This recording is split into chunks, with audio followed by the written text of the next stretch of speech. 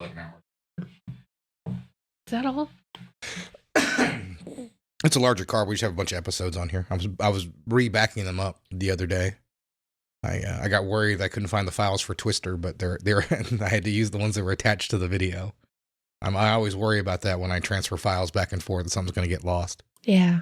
Oh, hey, future me. This is Spinal Tap. Spinal Tap. I often listen to the first 10 seconds and I have to listen forward. And yeah, that's about 16 seconds in where I said that. I have to skip forward to figure out where it is sometimes, especially if I go back, because I only put them in by date. So I can look them up by date, but it's just the filing system I've always had for data that comes in like that. So that's just a future reminder to me. All right, you ready? Yep. What the hell is this? Oh, it's the wrong number from earlier. Somebody sent me an address. They're like, "Can you be here tomorrow?" And I thought it was like a job. And I was like, that address is in California. And they're like, "Yeah." I was like, who do you think you're talking to? And they're like, "Amy, right?" Like, "No, you were way off." Yeah. I was like, "Yeah." I was like, "I can't make it to California." They're like, "Oh, it sucks. We're having a barbecue after. If you're in the area, you could come." I was like, "I'm in Texas, so no." Well, at least he invited you. Yeah, he's a nice guy. All right.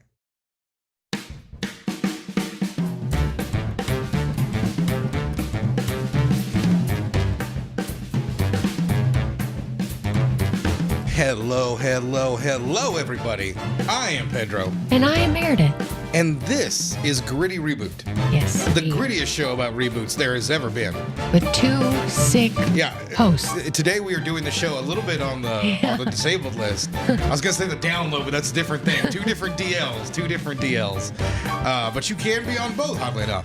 However, you're pretty sick. I'm just starting to get sick. You're getting over I'm getting over You're over the hump. I'm just about to go into the hump. Yeah. I'm going to hit that hump and hit it hard. Yeah. And even with that, I'm still putting on the podcast gloves, letting you hear that audio of me putting on the glove. Can they really hear it? Yeah, well, because you're going to smell the glove. Why am I? See, I worked it back in later. And why are we going to do that? I don't know. Because we're covering Spinal Tap. Oh. Yeah, you remember this is a podcast. Yeah, but you were talking about smelling gloves and everything? That's the name of the album in the movie. Oh, really? Smell the Glove, yeah. Oh. Yeah, that's the whole controversy. Oh, okay. So, this week we are breaking a little bit of tradition. Spinal Tap does not have a reboot, but we are talking about movies that basically have a spiritual successor. Yeah. And I think we are going to take a look at one, possibly two movies, but we are definitely taking a look next week at Popstar Never Stop Stopping, I believe is the title of that one. It's a fun movie. And that movie is in a very similar vein to this one. It's not as good as Spinal Tap. It's not as good. However, but it's still entertaining. That movie is weirdly underrated today for as good as it is. It's like Walk Hard is another movie we might think about. It's not quite the same kind of movie, but it does poke fun at the same tropes of the music genre and just the music industry in itself. But that movie was a horrible failure when it came out, Walk Hard. I remember watching Walk Hard with my buddy Matt, and we were like one of 4 people in the theater. And I think opening weekend numbers were like $4 or $5 million. The movie was just forgotten to time with John C. Reilly, his brilliant parody of Walk the Line, featuring Joaquin Phoenix about the life of that guy. Johnny Cash? Thank you. Johnny Cash and his wife, June Carter Cash. Yeah. I remember June Carter, but I was like, what's the guy's name? Johnny Cash. John Cash. He was a man at that point. Mm-hmm. Not anymore. He's dead. Yep. We need a grave digger. Oh, that doesn't count. That doesn't count for the kill count on the show? Yeah, why not? All right. So, but yeah, with that being said, this week we're taking a look at Spinal Tap because this isn't the first mockumentary. There are others before this film. But this is probably the first important one and probably the first comedic one that ever really caught real fire. Yeah. That wasn't like a TV show or simply kind of a one-off thing. And these movies, even though Rob Reiner didn't direct them, they really spawned their own, Christopher Guest franchise or universe of films. Waiting for Guffman, Best in Show, which I really like. And some of those guys are here. Some of those cast members aren't here. Like Eugene Levy doesn't show up. You like Eugene Levy, correct? Yeah, I do. A lot of people don't. Really? Oh, yeah. So I listened to a podcast while doing research for this. And obviously everybody fucking loves Spinal Tap. But they were talking about the future Christopher Guest films. And I like Waiting for Guffman quite a bit. I think that's a great movie. And I think Best in Show is good too. And I like Eugene Levy in it. but I know a lot of Christopher Guest fans are like split if Eugene Levy ruins his movies. Jeez. Eugene Levy is one of the funniest people ever. A lot of like, I want you to know, like, usually we are pretty kino. Like, we are deep in the film closet about knowing our references and following the cool people. You know, we're not down with Amelia Perez. We think it's a piece of shit. We are so normie right now for loving Eugene Levy. Really? We are like my mom watching a movie. Like, oh, Eugene Levy's a funny guy. Like, that's how, like, that's how other, like, hardcore movie podcast guys, like, they like Eugene Levy. What a bunch of normies. I don't remember where I was at, but I was talking to a young girl, and she was talking about how much she hated Will Ferrell. And I was like, how do you hate Will Ferrell? Yeah, well, I mean, he's normalized us, but you got to remember, and I think I remember this conversation. I forgot who it was, but I remember this conversation, I think. But he's just so inundated in our generation that even if you were around, if you didn't get all those movies and now you sort of are left with this version of Will Ferrell, kind of lumbering around, hasn't made a classic film in a long, long time, right? Yeah. It's been a long time since he's made a great comedy. He sucks in that respect, right? Like, if you don't like Christmas movies, I mean, who the fuck is Will Ferrell to you, right? If you've never seen Anchorman and Talladega Nights, like his two comedic gems outside of Elf, you know, who is he to you, right? Mm-hmm. That's sort of the thing. I think Sandler, despite his output being mediocre, his output is very in line. You know, I think if you watched Happy Gilmore and enjoyed that, I think you could still enjoy one of his movies today, even though it's updated slightly. His feel of his movies is still very much the same. Uncut Gems is one of the best movies I've seen. That's the thing. And he's so good in it, and he is being himself. Even as mediocre as the comedic career has been, because he has really wanted to make movies his own way and keep the style and feel of them almost the same throughout, no matter what he's doing. But when he has left that genre, I think he's made really rewarding cinema, like Uncut Gems. Like you said, I think I'll have to explain to people in my 60s how he didn't get nominated for an Oscar that year. I'm telling you. Yeah, people are like, how didn't he win? I was like, he didn't get nominated. I was like, the movie just picked up steam late. And sometimes that's kind of weird. Like a movie or a performance just picks up steam in December when the Golden Globes have already been voted on and stuff like that. Yeah. You know, sometimes, just a movie like that doesn't really get thrown into consideration. People don't understand something's going to be a classic if it gets released late or too early. I think might have been the other case with Uncut Gems that came out in February because they didn't think it was that kind of movie. And poor Sandler missed out. I mean, listen, he's doing fine, but he's had a couple chances to be nominated for an Academy Award. And I think of all the comedic superstars, now the best performance is still Jim Carrey in Eternal Sunshine of the Spotless Mind.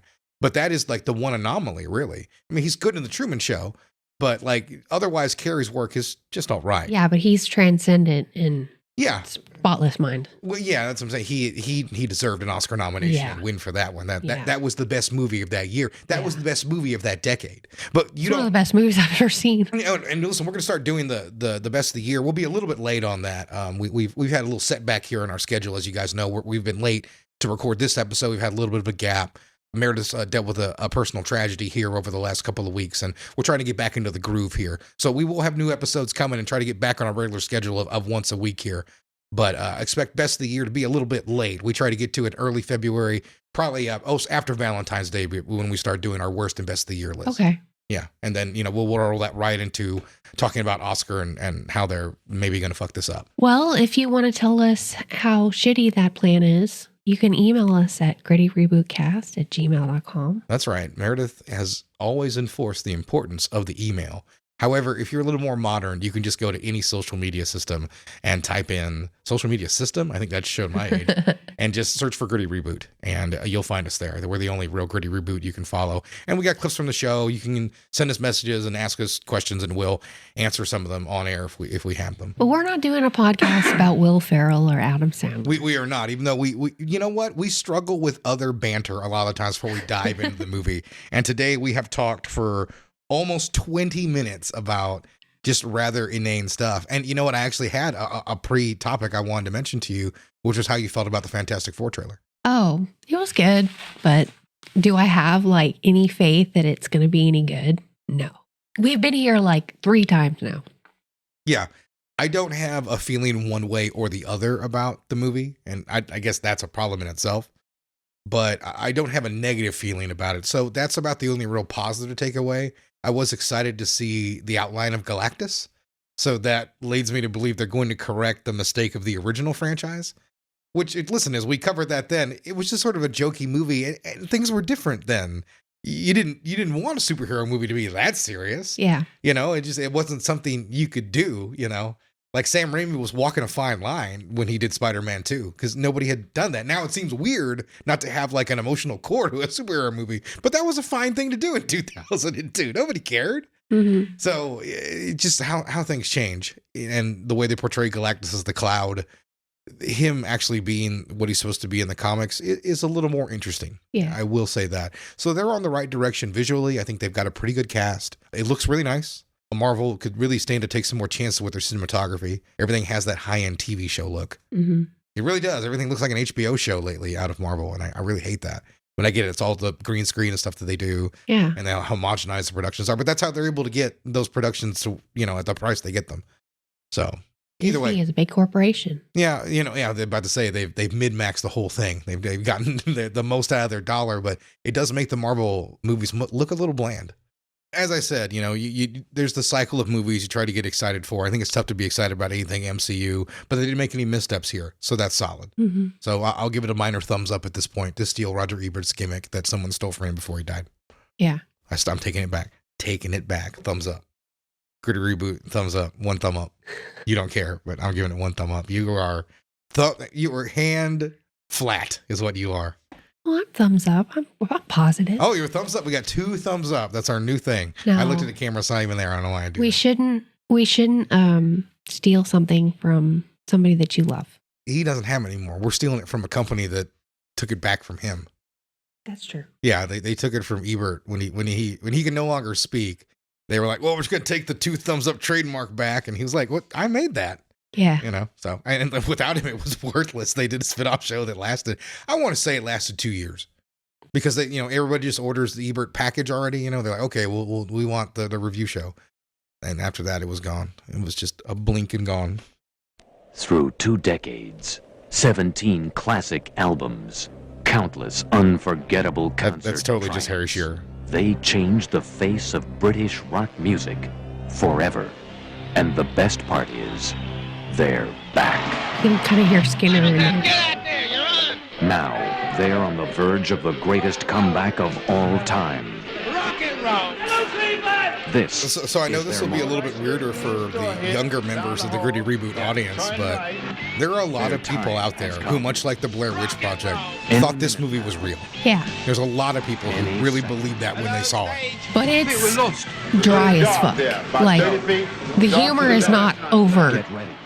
Oh yeah, It's very much a mockumentary. If you are used to like The Office, there's no one who's going to look at the camera and be like, Yeah. like there is no little moment like that. There's a rawness to this movie, and because it is kind of rough around the edges, this movie drips with an authenticity that filmmakers dream of. Yeah. And Rob Reiner nails a rockumentary movie like it's no big fucking deal. Yeah, like he just like in 1984. Yeah, like he just like it really does seem like it could really be a legitimate music documentary about a failing band. I read over and over in my trivia facts, like they had to like consistently put on the media of the packaging and everything for the movie that it wasn't a real rock band. Yeah.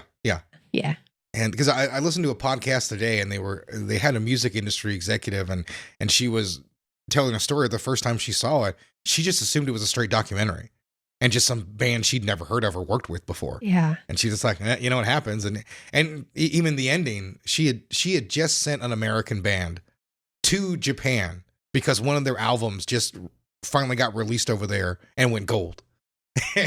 And so she was like, yeah, so that tracks. So, I mean, everything in that movie like made sense to her. And it wasn't until about 4 or 5 years later, she met one of the actors and was like, wait a minute. And it really dawned on her that movie had been an outlandish comedy, a comedy that was so good and authentic. Like she just never dawned on her that it was supposed to be comedic, It's so because it's just the good. way it is. And I think to us as a layman, there's so many gags, so many jokes that work even today.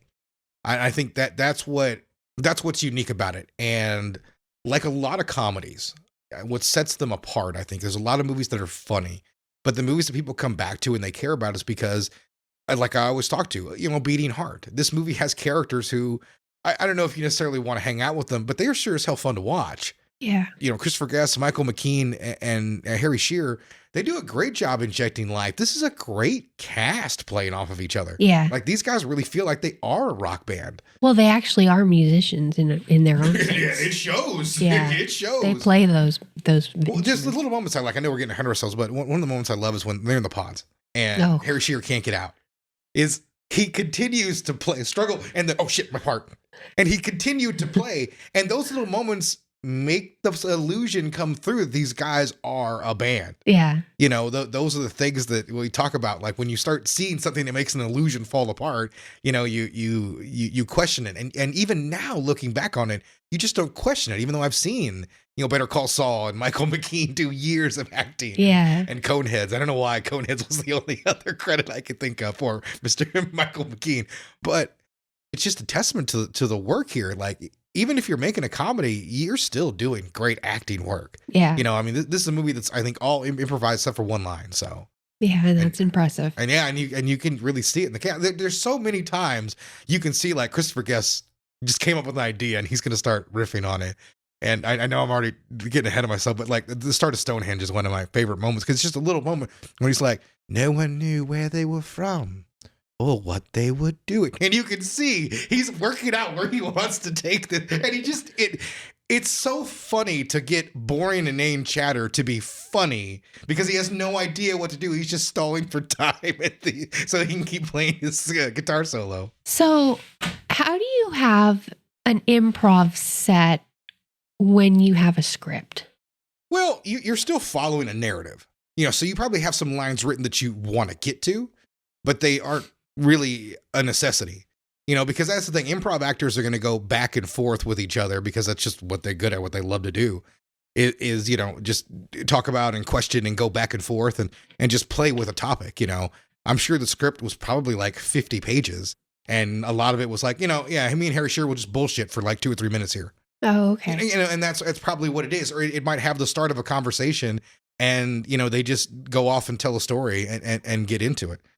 Let's talk about the movie's most famous moment. Top to, what we use on stage, but it's very, very special because if you can see, the numbers all go to 11. Look, right across the board. 11, 11, and most of 11, the and then amps go up to 10. Exactly. Does that mean it's louder? Is it any louder? Well, it's one louder, isn't it? It's not 10. You see, most blokes, be playing at 10. You're on 10 here, all the way up, all the way up, all the way up. You're on 10 on your guitar. Where can you go from there? Where? I don't know. Nowhere, exactly. What we do is if we need that extra push over the cliff, you know what we do? Put it up to 11. 11, exactly. One louder. Why don't you just make 10 louder and make 10 be the top number and make that a little louder? These go to 11.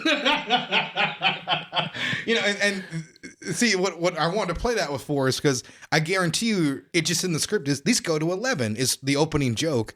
And he's just like, okay, let's just riff back and forth until we find something funny. We'll go back and forth. And that's what it was. He focused on, you can't get any louder. And Rob Reiner's whole gimmick was like, well, that doesn't make any sense. And then once presented with it, his brain just imploded. and there's so many great little gags like that in this movie that come from improv. And I know there's hours of footage and a lot of people think there's different scenes, but it's probably just the same scene. It's like, okay, now tell a different story. Or hey, let's grab a drink of water, come back, and let's do a whole different setup to this joke. And, they went a different way with it. And there's a lot of that in there. And I remember the Criterion disc that had... I was going to ask if they had a Criterion. They did. This was a Criterion. This was an old school laser disc, by the way, for Criterion. It did have a DVD transfer very early on, much like I talked about when we covered RoboCop. RoboCop had a Criterion DVD, but it was just a transfer of the laser disc. So it didn't have all the DVD bells and whistles, but it had some old stuff that never, ever made its way over. And it had a commentary track by the actors and everything like that's lost to time now. I didn't check if that's on YouTube. I meant to look for that. The DVD and I think the Blu-ray ported over a commentary track with all the characters, all the actors in character. Okay. And it is an excellent listen. There's only one time like Michael McKean breaks down at one point in the middle of it. But for the most part, they hold character almost all the way through. And it's, like I said, a great little tidbit. I miss that kind of stuff. Yeah, that's a great special feature. And I wanted to listen to it and just ran out of time. I really did. I just ran out of time. It's something I thought about was going to back and checking out that commentary track, but that's a good one. Now that we've blabbered on for so long, can we get some facts? Yeah, I have a few. Okay. The actors are all competent musicians and they're actually playing on the soundtrack. So we have to mention that this soundtrack is really fucking good. Yeah. Like, I know they're joke songs, but they don't sound like joke songs. Mm-hmm. They sound like legitimate tunes that they are. They wrote them. Yeah, that they are sort of parodying of those sorts of eras and stuff like that. You know, I was thinking that earlier as I was playing some in the car, and I was like, you know, these really aren't bad tunes in themselves. You know, like even Big Bottom's not that crazy with how songs were in the 80s. If anything, they just got Fat Bottom Girls. Yeah, if anything, they became less ridiculous over time. Yeah. And that was, of course, the direct parody at the time. After the film opened, several people told Rob Reiner that they loved the film, but he should have chosen a more well-known band for a documentary. Yeah, to me, like, that's hilarious. Yeah. In his memoir, Father Joe, Tony Hendra admits that he attempted suicide the night before the first day of the filming. He credits the joy he experienced in making the film with bringing him back from his depression. Well, that's cool. Right? That's very cool. It had to have been a fun set. Yeah, I would assume so. Rob Reiner doing all that coke. Yeah, all that improv going back and forth, you know. And this, you can tell this, you know, this is a low budget movie. Several rock stars have commented on what an uncanny, accurate spoof of the rock and heavy metal world this film was. Ozzy Osbourne said when he first watched the film, he was the only person who wasn't laughing. He thought it was a real documentary. YouTube guitarist The Edge said, "I didn't laugh, I wept. It was so close to the truth." Marillion had 5 drummers in the space of a year between their first 2 albums, which guitarist Steve Rothery later admitted was like Spinal Tap. Yeah, so, you know, the jokes were spot on is really the key point. Yeah. So many musicians and music industry people really thought this was a legit thing. Yeah. In 2002, the Library of Congress deemed the movie culturally, historically, and aesthetically significant and selected it for preservation in the United States National Film Registry. As it should be. This is Rob Reiner's first film to be selected. The second would be The Princess Bride in 2016. Yeah, and he'll probably get Misery inducted as well. Rob Reiner has passed, has he not? I think he's still... Carl Reiner's obviously... Oh, Carl Reiner's who's passed, sorry. Carl Reiner. I get my Reiners. Rob Reiner's still going. Okay, I get my Reiners mixed up, sorry. Yeah. Don't you hate it when you mix up your Reiners? Right? Yeah. I think Nick Reiner is still alive too. Oh, good, Nick Reiner. He's a raging drug addict. A raging drug addict. Yeah. See, we're not improv people.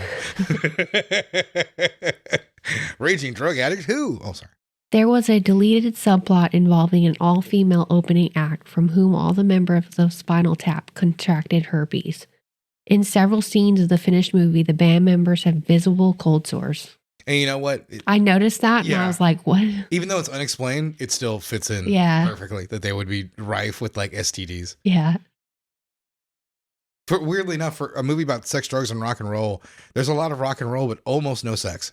Right? Yeah, almost no sex. I don't think anybody does any drugs. No. Besides a cigarette, yeah. Yeah.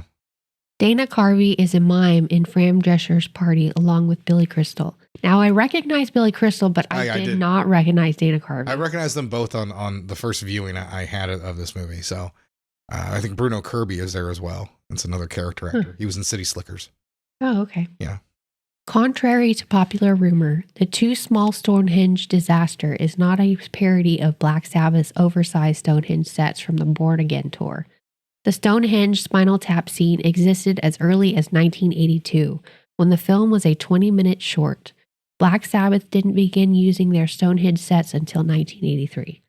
The Stonehenge scene was likely inspired by the setup of Led Zeppelin's final 2 U.S. concerts at the Oakland Coliseum July 23rd and 24th, 1977. The stage was framed by large Stonehenge-like monolith. Additional Stonehenge models appeared on the stage, and large banners to either side of the stage featured images of Stonehenge. The concerts are infamous because several members of Led Zeppelin's entourage beat up the local crew members backstage after the first day's performance. Yeah, that makes sense. Rock and roll! Yep. It is what it is. Kiss bassist vocalist Gene Simmons has said that a lot of the film was based on the band and that they themselves once experienced a moment much like the Hello Cleveland scene. They were playing in a theater and their dressing room was on the 4th floor. They went down to the 1st floor and found nothing. 2nd floor, nothing. Then they could hear themselves being introduced since it turned out to be the 1st floor or the 3rd floor. I assume that had to happen to somebody. Yeah. You know, I assume that had to happen to somebody that heard one story and they pass it on. And it's one of my favorite gags in the movie Yeah, because they're like lost. Yeah. They keep talking out loud about it. Yeah, they're rock and roll. Hello. They're excited and they run back in the guy. Oh, no, you came back this way. You got to go. So is that all the facts? That's all the facts. Okay.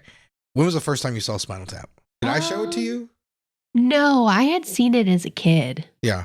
I want to say I was probably preteen when I saw really? it. Oh, you probably saw it earlier than I was young. Yeah, I saw it in high school.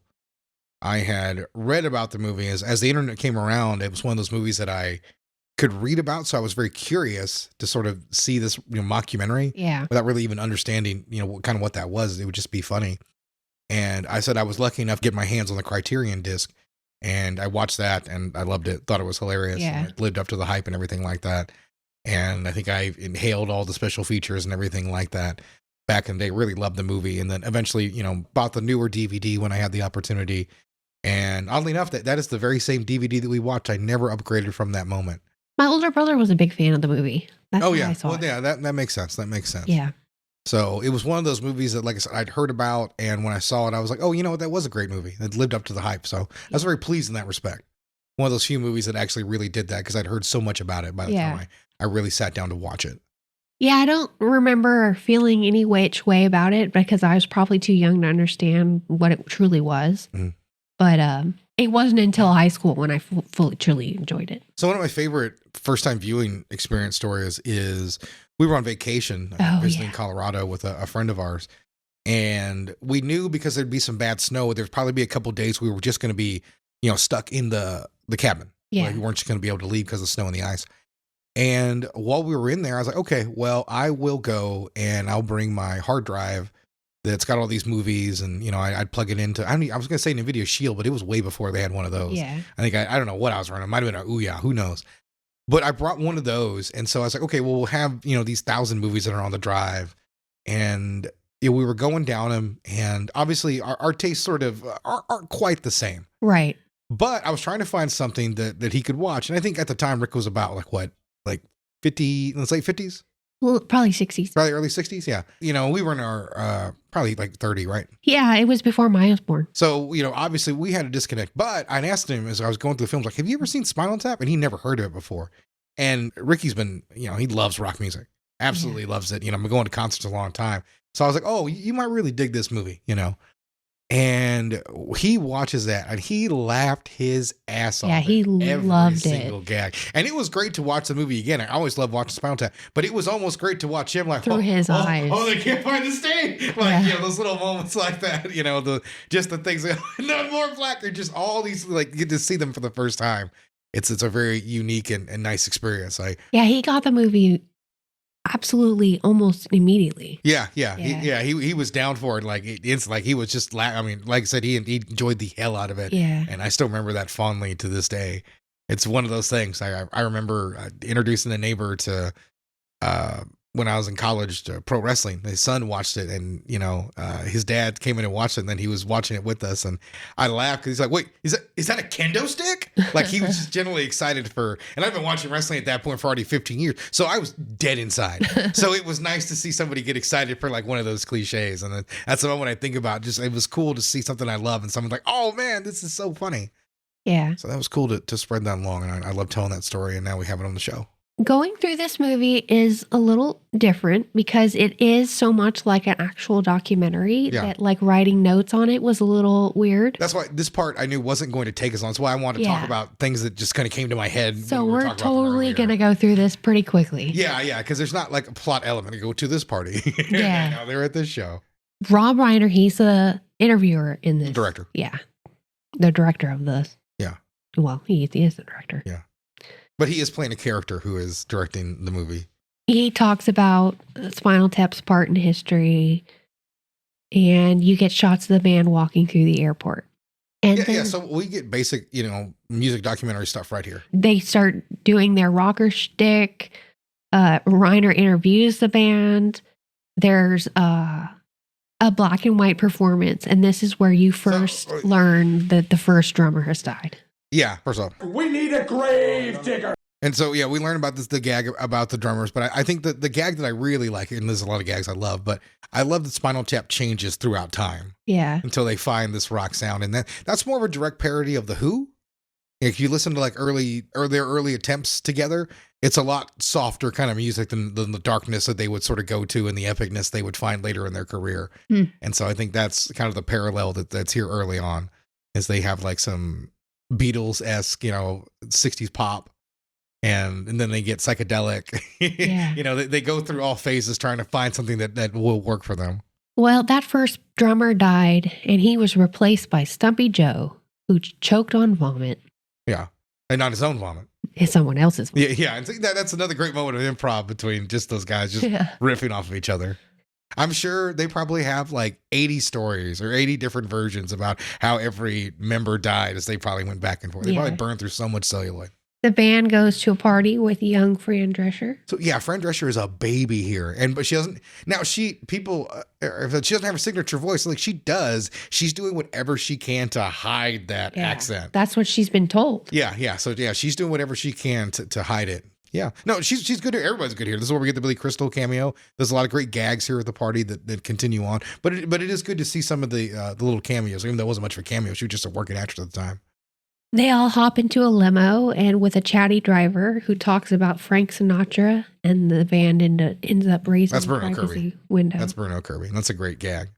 Next, they perform again, and it's the Big Bottom song, which I absolutely love. Yeah. So funny.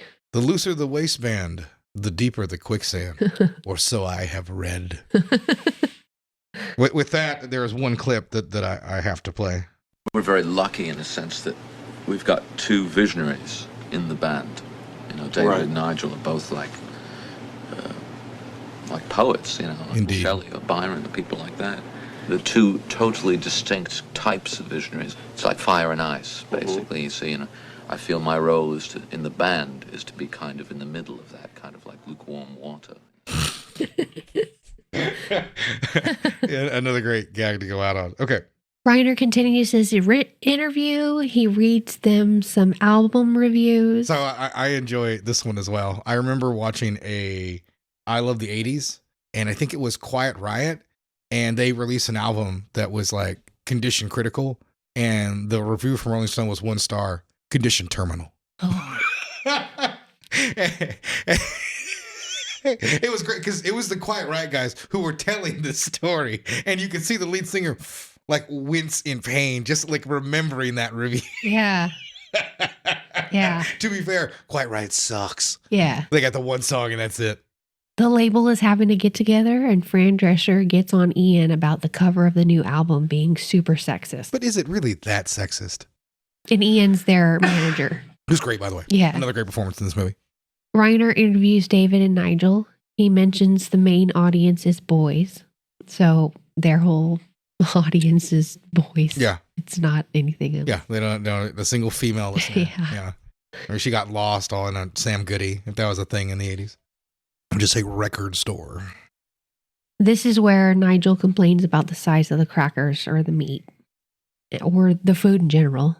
Oh, yeah. He talks about the size of the bread and that it doesn't fit his meat. He has to fold the meat. Yeah, he's got little tiny. These are the concerns of him. He's like, once again, these guys would find anything around them to just start riffing off of and try to come up with little gags. And this is another example of that. Like, really, if we just wrote down the jokes and stuff like that, we'd be here for like an hour and a half breaking down how each one of them comes up and how they react. They perform, and Nigel has to be helped off the floor. It's so funny because he leans back too far. Yeah, one of the guys from the back comes and picks him up. Yeah, yeah. So he does that rock star move where he just leans back like that. I always enjoy that when Haley Williams does that. But the thing is, she can get back up on her own. It's hilarious when they have to come and help him up. Another great performance gag. Nigel talks about guitars to Reiner, and this is where you get the his amp goes to 11. Yeah, we get the amp goes to 11. Yeah. My other favorite gag out of this bit is where he has the guitar and he's playing it with the violin, which is a great gag. And he's going back and he stops. He tunes the violin just slightly. And he's like, yeah, that's better. I just love it. Oh, now it's perfect. And he continues screeching an awful noise out of it. Once again, just great little moments like that. I know I'm going to say great little moment over and over again on the show, but it's the only way to keep really describing this. It's another smile moment. Like, as you watch this movie, you're holding back your smile, waiting for the gag and the punchline to come up. This is the part in the documentary where, you know, they go to a hotel. They only booked one room instead of the whole floor like they were supposed to. Yeah. The manager tells them the gig was canceled, and there's more cities start to cancel as well. Yeah, things are really going shit for Spinal Tap as the sales are tanking, and they're now taking out their manager. The band goes to see Elvis's grave, and David and Nigel harmonize and argue a little about harmonizing. So this is a subtle music joke because this is for three musicians who can't fucking harmonize together. Yeah. Fuck it, you know? You know, as someone who's known some musicians and things like that, like the idea that these guys couldn't nail a harmony like that is just a really great gag. Yeah. You know? There's footage of Spinal Tap on their 70s psychedelic phase. Yeah, we get another installment in this whole bit of them going through their transformations through their career. Peter James' band was their drummer, and he died by exploding on stage. They think We need a grave digger. They think he spontaneously combusted. A lot of people spontaneously combust. It's just underreported. We get to meet David's wife, Janine. So Janine now becomes a major character in the movie. She's going to have her whole plot line of trying to steal away control of the band. Which is, how many times have we heard this? Yeah, she's pure Yoko-ing this situation. On VH1 Music, you know, the behind the scenes. I just dated myself. No, that's fine. Everyone understands the behind the music 90s reference. Yeah. They get the album and it's black and nothing else. So this was the solution here that the label came up with. Instead of the Smell the Glove album cover, which is them, I think they had a girl tied up and they were making her smell like a glove by a hand just coming off screen. Instead, they just get a black cover. And then we get the... I think he's right. There's something about this that's so black. It's like, how much more black could this be? And the answer is... None. Is that good? This movie is so funny. The band performs again, and this is where they come out in pods and one gets stuck. Yeah, I talked about this earlier. I love this gag. He doesn't break his way out to the very end. Yeah. He continues to play no matter what. And then he has to go right back in it. Yeah. Reiner talks to the current drummer in the bathtub about how he feels about the previous luck of the previous drummers. You get to see that guy briefly. He's not really in much of the movie. Yeah, you feel like he probably has like a lot of stuff that's on the cutting room floor. But he ends up dying. He does. Throughout the documentary. Yeah, not throughout the documentary. He dies the one time. Whatever. Yeah, he only does the one time. You know what I mean? Yeah, he's not like Lazarus coming back to die. David and Janine talk to Reiner about their relationship. Mm-hmm. Even though he does get one of my favorite gags in the movie. He's like, what would you be doing without rock and roll? This is way later on. He's like, well, if I could just have the sex and the drugs, I don't really need the rock and roll. That gag has always stuck with me for a long time. That man was a drug addict who just happened to play the drums pretty well. Nigel plays alone on the piano. The band goes through the airport security, and the bassist keeps going through the security and setting it off.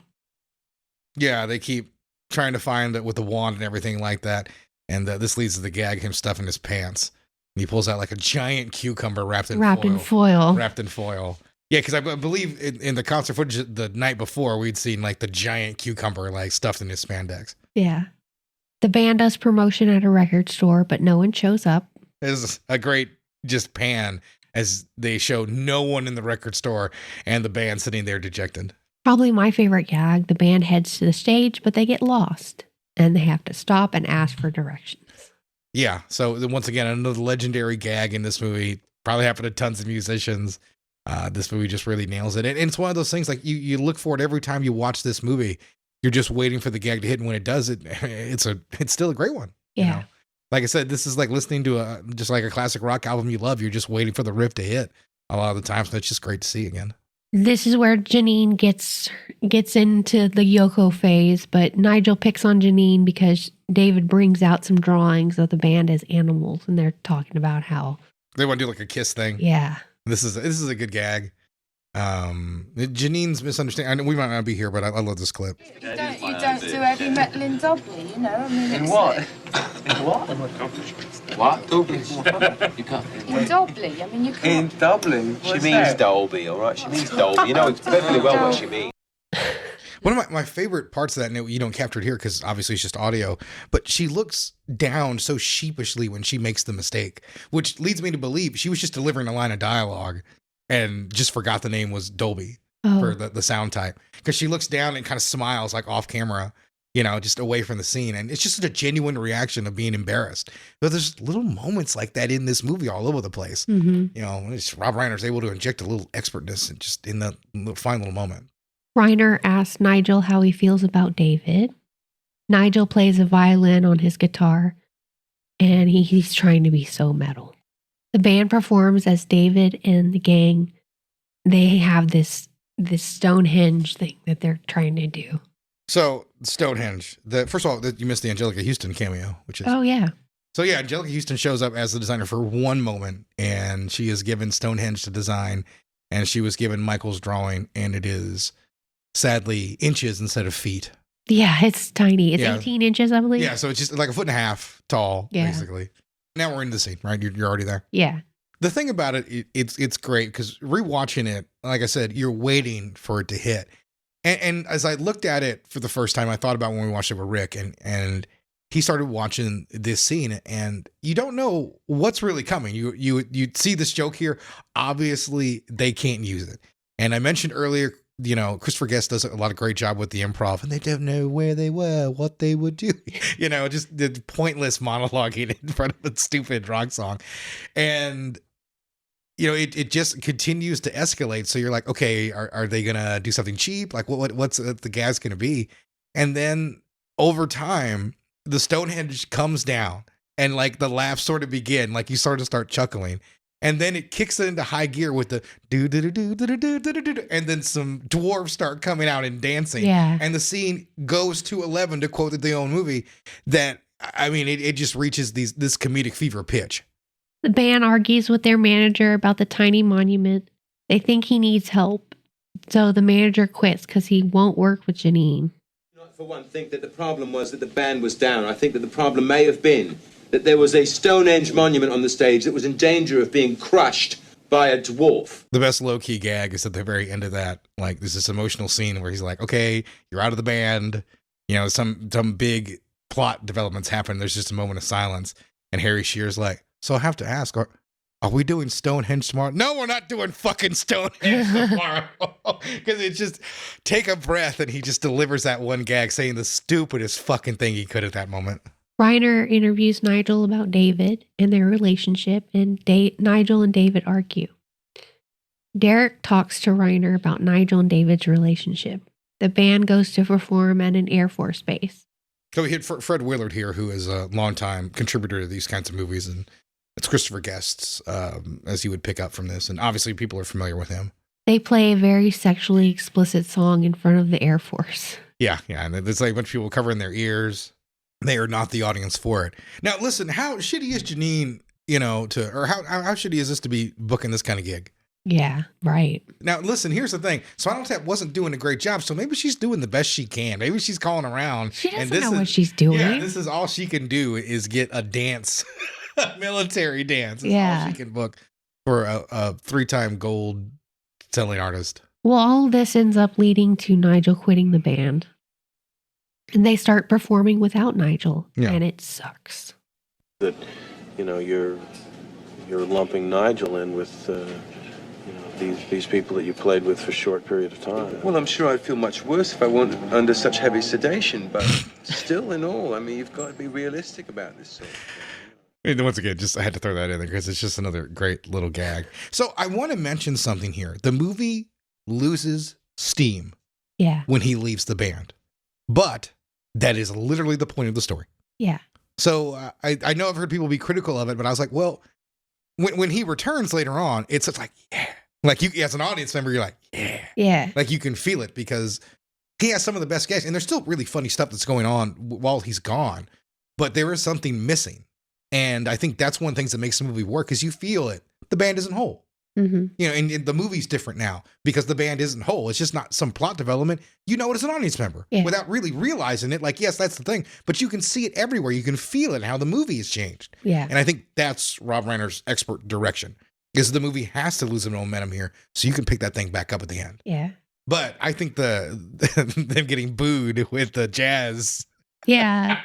Someone asked David if this is the end, and Nigel eventually shows up and to see if they want to reform the band and tour in Japan because apparently they're really popular in Japan right now. Yeah, I Love Pump was blowing up over there or whatever it was. So there's a couple of jokes I really like when they're at the party before the last show. You know, they made it to LA and this is their party about wrapping up the tour. They are talking together and they're like, we have other projects we can do. What about the what about the Jack the Ripper musical, Saucy Jack? And then they Michael McKean sings a couple bars and you can tell Harry Shearer has never heard this before and then he just joins right in. And they sing a made-up song about a happy Jack the Ripper. And the other bit in there is I thought about playing some of my songs with the London Philharmonic, which is a great gag. And Metallica would do that very same thing in like 1997. Yep. About 15 years after the movie came out. People made that joke the whole time that they were doing it. And as I said, when he shows back up there, Christopher Guest comes back into the movie, like you as the audience member, like said, you're thrilled to see him back again. Yeah. Yeah. David performs without Nigel, but eventually Nigel joins him on stage. Yeah, it's a good moment. Yeah. Like you as the artist member, you're happy to see it. Those guys belong together. They love each other. Listen, are they a great band? No. Are they good musicians? Hardly. Do they deserve success? Not likely. But listen, they're still working hard. They're buddies. Yeah, and it's nice to see. They don't have to be great people or are amazing individuals, but doesn't mean we can't love them and identify with them as an audience member. And I will never forget these characters here. And we only get them here, that one commentary track, and a Simpsons episode.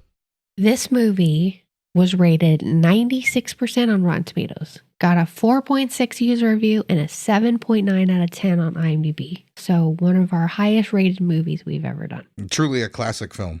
You should see the bar of 5-star reviews. It's ridiculous.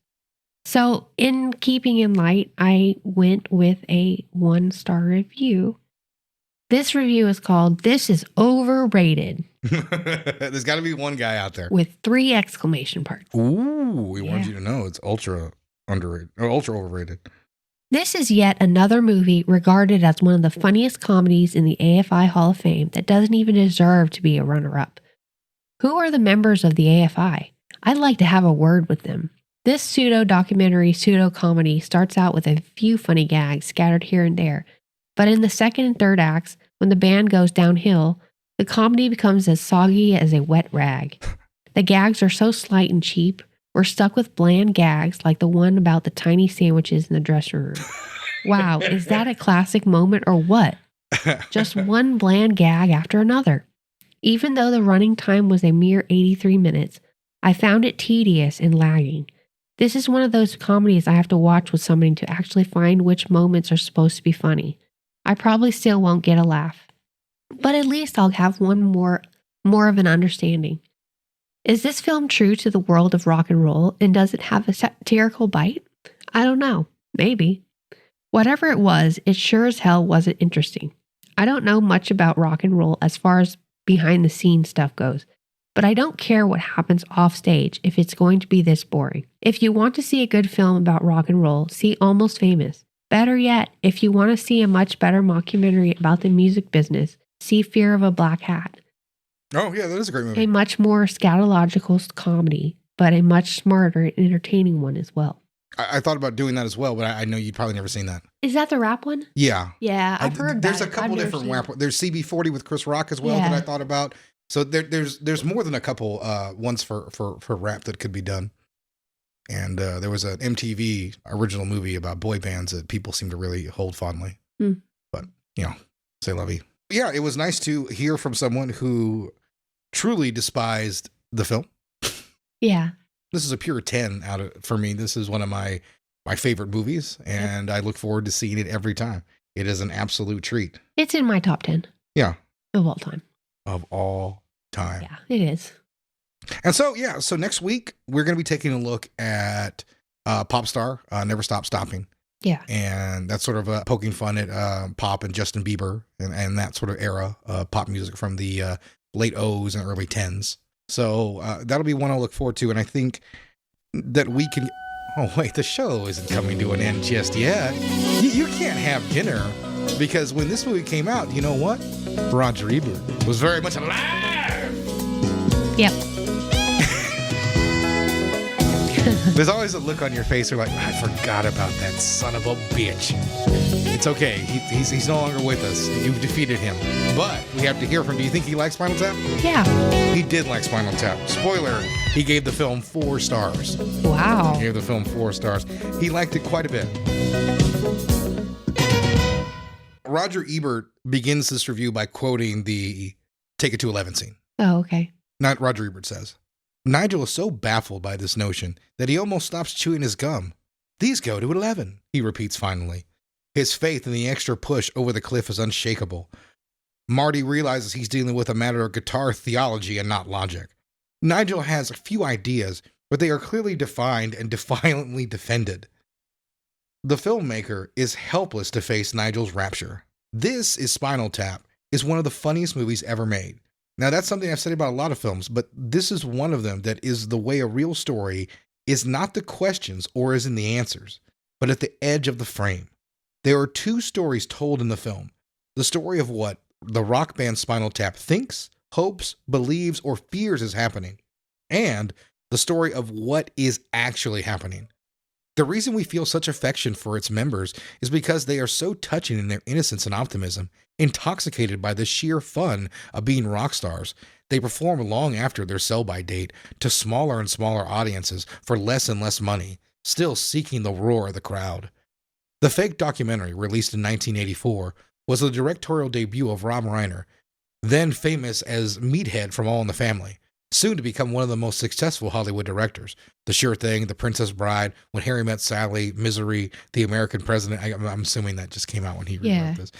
He plays Marty DeBurgi, the dogged documentarian who follows along on Spinal Tap's first U.S. tour in 6 years. He was first attracted to the band, he says, by its unusual loudness, so perhaps he should be more grateful for Nigel's technical secrets.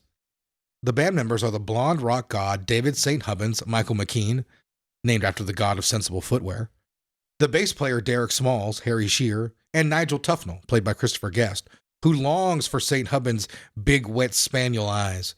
When Nigel learns that David's girlfriend, Janine, is flying over from England during the tour, his heart sinks. His crush on David is obvious to everyone, except, of course, David. The 2 frontmen get in the most glory, while the drummer, Mike Shrimpton, supplies percussion on borrowed time. Previous Spinal Tap drummers have had an alarming mortality rate. One spontaneously combusted, and another one choked to death on vomit, but not his own vomit. Support for the band in the U.S. tour comes from a perfectly observed group of music industry functionaries. Their manager, Ian Faith, is like a weary scoutmaster, promoting a troop of mama's boys that the hike is about to be over. He carries a cricket bat and releases tension at crucial moments by such therapeutic activities as smashing TV sets.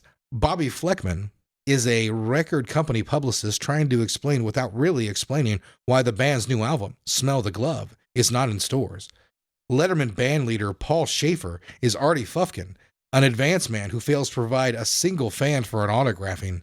Fred Willard is an upbeat Lieutenant Hook Stratton in charge of their last U.S. concert, an officer's dance in the airplane hangar of a military base. Guest, McKean, Shearer, and Reiner wrote the screenplay themselves, benefiting from improvisational rehearsals, and they also wrote all the songs, some of which, like Sex Farm, became popular and really were not much worse than any other heavy metal hits. Guest liked the genre so much he directed 2 mockumentaries of his own, Waiting for Guffman and Best in Show. For Spinal Tap, heavy metal was the band's last stop on the odyssey that began with the Boys as a folk group and saw them morph into the 60s flower power before emerging in their final form as Fearsome and Hairy. Their tour now features props like giant death's hand and alien pods which give birth to them one by one. Or at least that's the plan. Reiner fills the frame with background information and subtle touches. Look at the way he uncertainly crosses his arms and uncrosses them while delivering Marty's introductory remarks. Yeah. The love triangle involving Nigel, David, and Janine is never overtly acknowledged. The disintegration of the tour is explained offhandedly in asides after the Boston concert is canceled. It isn't a college town. In an early scene, Nigel and David have lip rings. In a later scene, they have scars from the unsuccessful piercings. Dialogue makes its point by accurate word choices, as when David Smalls introduces a groupie as my new special friend. The biggest laugh in the second half of the film is assembled lovingly over time out of many small elements. It involves the assignment to set designer Polly, played by Angelica Houston, to build a replica of one of the elements of Stonehenge, which will descend from the stage during a big production number. Bad communication causes an error in scale. To appreciate the skill of Reiner and his editors, observe the way they prepare for the payoff. Instead of simply showing the erroneous prop descending from above, they include a scene where they are told that it will happen. Then, after intermediate footage to create anticipation, we see the disastrous moment. This is a rare case where it helps to know the punchline before it arrives. We are laughing not only at what happens, which is funny enough, but at the reaction of the band members, who have not been prepared. Seeing A Hard Day's Night recently, I was struck by how much fun the Beatles were obviously having. If there is a more joyous and orgasmic single scene in the movie than their She Loves Me number, I have not seen it. You can see Paul and John grinning at each other while singing, not at a performance technique, but because they just can't help themselves. Many musicians must go through that in the early stages when they want to pinch themselves because of their good luck. How we can taste how much love embodying their roles. David Edelston of Slate wrote, "This is Spinal Tap," was re-released, and why not? Who wouldn't want to be a rock titan, even a ludicrous and stupid and fading one? It's a supreme pipe dream of our era. He puts his finger on the film's deepest appeal. It is funny about Spinal Tap, but not cruel. It shares their pleasure in being themselves. It has an affection for these three fragile egos. Yes, they're spoiled. Yes, they make impossible demands. The scene involving the size of the bread for the dressing room sandwiches is a masterpiece of petulant behavior. Yes, their music is pretty bad, but they're not bad men. They're holy fools living in a dream that still somehow, barely, holds together for them. They deserve their last-minute rescue of their Japanese tour. Although what have the Japanese done to deserve them? One of the loveliest ironies of This Is Spinal Tap is that the band took on a life of its own after the movie came out and actually toured and released albums. Spinal Tap lives still, and they haven't gotten any better. 4 stars. Yeah. He wrote the longest review just to keep you from dinner. Yeah, that was longer. Yeah. But he loved it, and I'm glad that he loved a movie finally, like I did. All right. And with no objection, we'll see you guys next week, and we're covering Solo. No, we're not. We're not covering Solo. Doing Popstar. Bye, but guys. we will see you guys next week.